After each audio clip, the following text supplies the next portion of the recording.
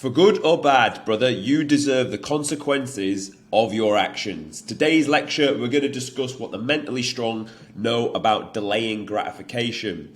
If you're not happy with where you are in your life right now, then it's a direct reflection of how much we have listened to our emotions, and it will dent our ego for us to withstand this, but it's something that we do need to hear.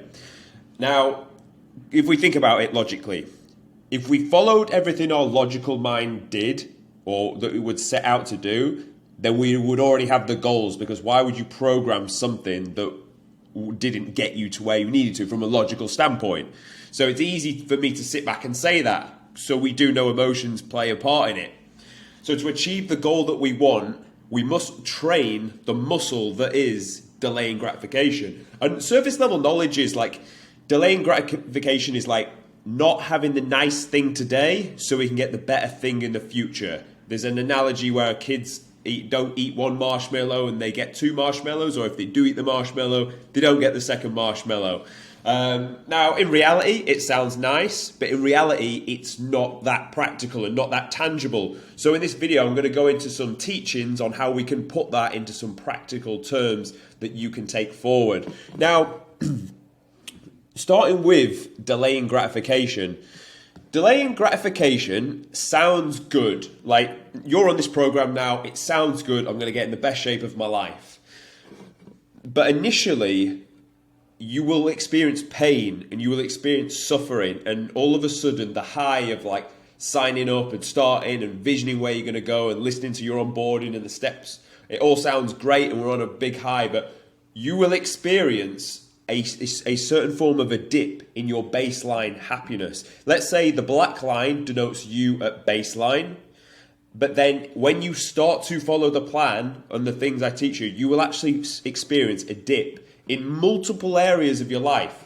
First of all, we could say your freedom, because you're now bound by a certain set of meals, a certain step target that needs to be adhered to. Maybe there's cardio that needs to be adhered to. Maybe there's specific like non-eating out, like you've got to eat a certain like off the plan, and it will limit your freedom. And straight away, your life, where it was like this, will take a suffering in the beginning. The same with your social life. You may actually find as you start this plan, your social life takes a bit of a dip and goes below baseline. The same with the contentment of your food, where you used to eating and feeling full and content. That will actually be taken away from you as you enter into the plan. And all of these things straight away will affect your baseline of happiness.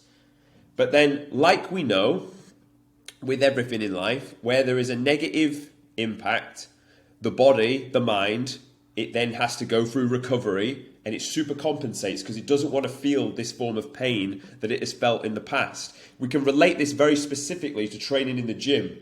This is homeostasis. This is you normally. You go into the gym, you go into a set on the leg press, your body goes into a state of stress, and then has to recover from the stress you've put on it, but the body doesn't want to feel that level of stress again. So it's going to give you an adaptation, super compensate for what has just happened. So when you put that specific dosage of stress again, it is already ready for it. Obviously, we know we're smart and we punish the body because we add a little bit more next time. So we do the same and we repeat the process. But I think it is important that we foresee the pain that you are going to have. So it's very important that, and this should really be mentioned to you in your onboarding videos, when you join me, you're going to experience some pain in the beginning. And it's important for us to already be aware of that so we can program our minds accordingly. What we know is going to happen, we can manage our own internal expectations and emotions in order to then keep adherence to this long term. So we understand we're going to be fucking sore, especially in our legs. If we've not done a serious leg day in a while, you follow that leg split, you're going to be sore. Of course you are. The worst thing you could do in this instant when you see pain, you suffer, you do the session, you fucking suffer, you're sore as fuck after, and you don't do it again. That is the worst thing, because you're still going to if you decide to jump back on it again, you're still going to have to go through that level of suffering and then get the soreness. You may as well get the adaptation, do it again, and rinse and repeat. Anyone ever noticed that when you've been training for a certain amount of time, the soreness diminishes, and you actually chase it in a weird way? Like, I actually chase soreness now, so I know I hit the muscle, and it's not always a great indicator that we've gained muscle tissue, but it is something that we do chase. Foreseeing hunger. We understand we're going to be hungry, so we need to anticipate that that's okay. It's supposed to be uncomfortable. Regret. You're going to experience some form of regret when you're doing this, thinking, should I have done this? Should I have signed up for this plan? Like, is this really worth it? Do I even want the thing in the first place? And you will question it because you'll be in that state of pain. But there's nothing worse than continuing through this state of pain to a point where you're just in pure shame because you didn't do anything about it. I'll give you a little story of how I've experienced this recently. I decided, as you know, to come to Mexico and just work online. What I didn't foresee, even though it was pretty obvious and I half did expect it, but I didn't actually pay much attention to it, is there will be a period of loneliness. I'm going to a place I don't know. I don't know anyone here. So there's going to be a time where I'm just on my own consistently for a period of time. You're thinking, oh, this is a good idea. Now, luckily, I have this project to focus on, my own training, my dieting. So it's not that much of an issue. I don't mind being by myself, but it's something to have foreseen. And the reason I say this is, yesterday I was walking down the street, seeing like a group of people, and they're all like, oh, come to a cenote, come to a cenote. And I'm like, nah. And they're like, come. And I'm like, all right, fine, fuck it. So I go with them to this cenote. We get the bus down. It's about 20 minutes. You may have seen the picture on my Instagram. It's like absolute paradise. Like, you can jump in off it. It's just water, sun's out, everything. Latina RG birds are there. It's fucking quality. And then, so because I went through that period, I understood what the happiness could have felt like and relative to how lonely that would have been and the pain that would have inflicted. But if you don't foresee that, if you don't foresee the pain, it's going to smack you right in the face, and you're going to rumble, and you're going to think, shall I just sack it? Because I don't know if I really want to delay the gratification for this. So tangibly, that is what I want to give to you for delaying gratification in this first point. Expect pain, foresee pain, so we can move forward and understand that the thing that we want in the future is not that cool right now, and we must suffer, we must experience suffering to recover from suffering, to get an adaptation, to be that guy that we want to be, to obtain the goal that we wanted to attain. And that's why we set that goal, because we want to be that guy. Well, that guy was willing to stress the muscle, aka his mind, let it recover, and let the mind adapt so it's not in that space of suffering anymore, and then you are stronger. We've trained that muscle of delaying gratification. Now we've got delaying gratification, but I think it's also important to experience what is instant gratification. We may have heard this in the past. Instant gratification, if I can draw this for you, would be like the opposite. You've got baseline, you go straight from baseline to pleasure. So what must happen in this instance? Bearing in mind here, we know that it went baseline, suffering, recover from suffering, happiness, supercompensation. In this instant now, we're going to go from here, we're in happiness. We can only go one place, down, or maybe across for a bit, but ultimately it's going to come down. But the harsh thing about instant gratification, about eating the cake, again and again and again, about doing the thing you shouldn't, it doesn't take you back to baseline. It doesn't do that because you've raised it. It takes you fucking below baseline. And then you feel worse. And then do you know what happens? Do you know what most people do? Because they're little bitches, to be honest. They'll go and they'll chase it again. They'll chase a bit more instant gratification. Oh, one cake wasn't enough. Let me have a fucking second. Now it goes to here, maybe just above the baseline they were at in the beginning. But then where's this going to go? Down again. And then they'll do it again. And down again. Up again. And down again. And where does that end? Fucking depression. That is how people get depressed. Because they just abuse their fucking baseline, their happiness, don't do anything to bring it back up. They just abuse. In the gym, what would we call this?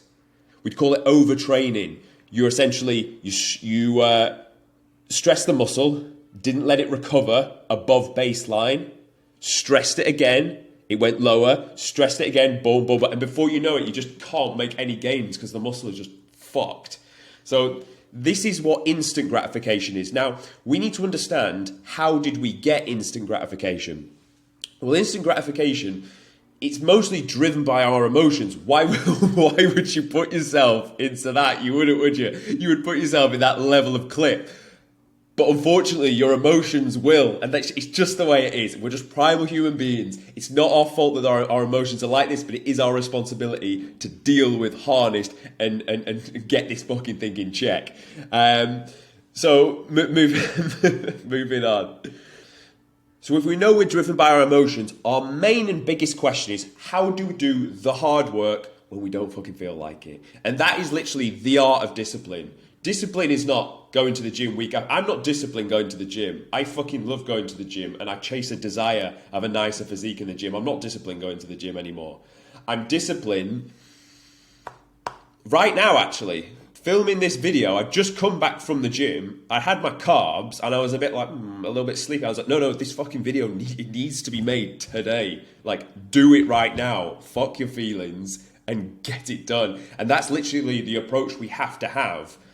Like, when we're doing this, we need to understand that if I just listen to my stupid feeling of brain, do you know where I'd be? Right? I'd be on my bed. I'd be over there on my fucking bed, sleeping, if I just followed my emotions and listened to my brain. Because it can't be trusted. It literally cannot be trusted to do this. So I'm going to give you an analogy that we're going to use to basically get a grip of this. And it's the analogy of the pilot and the plane.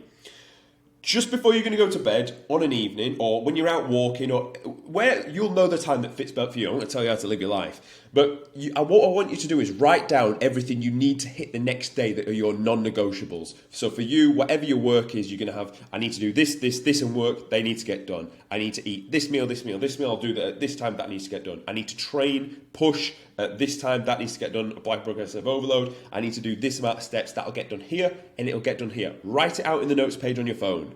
And the reason why this is so powerful is because if I said to you, how do you want to see yourself in 1 year's time? You'd be like, he's going to be like this, we're going to make him like this. And you would think very good, proud things for him to be like, because you have a good vision for your ideal future. And that's really good. We want to harness that right now. But when it actually comes to doing the work on the day of the race, if you followed your emotions, you'd be like, well, I'm not that well recovered, so the smart thing to do would actually be not to train push, and it'd be to rest, and then we'll do push tomorrow, because, I've had more recovery, sleep, muscle, protein synthesis, and whatever bullshit. So what we don't want to do is listen to our brain. We want to listen to the pilot who set our destination with our best interest, and then we want to be the plane during the day. It doesn't matter how we're feeling, fuck our feelings, this is the schedule, this needs to get done, we follow and we do this. And do you know what? Being in the army actually is very, very good for that, because you're a community of blokes en masse with a timetable to follow. It just makes it so easy to stick to things, to tip up and do it. Like, think of the amount of times you've just finished scoff for lunch, come back, you're a little bit sleepy, but you've got that thing to do at 2 o'clock. You can't be arsed, you carb crashing like fuck because you don't know about nutrition. And you can't be arsed, but you've got all the blokes there, you've got your fucking platoon sergeant saying, let's fucking get this done now, you fucking pussies, we're doing this. And you just get it done en masse because there's a timetable there, it's here to follow. But what will not happen is, if you are going through the day without this plan, you will not say to yourself, I'm not going to do this because I'm a pussy. We're far too proud for that. Even though it's the truth, we're not going to do that. We're not going to go, oh yeah, I'm a pussy, so I'm not going to do this. No, you will just cope. Find a reason as to why you shouldn't do the thing, and you won't do the thing. So that's my tangible for managing instant gratification. Script. Be the pilot, script what you need to do tomorrow. When tomorrow comes, just blindly follow yesterday's advice from yourself. Blindly follow it. Don't even think of it. Don't add it. If it's wrong, still fucking do it. Unless it's like drastically wrong and you really fucked up. But honestly, just follow it. Set it on your notes page where you can set a list and you can tick the boxes in yellow. Fucking just do that, follow it, and your life will be so much better for not listening to your emotions, and that's how you get around it. Boys, I hope this was useful. I hope this fired you up and gives you some tangibles and work on moving forward. If it did, drop a thumbs up on the group or on the video and whatnot. But I appreciate you listening, appreciate your time, and look forward to the next one.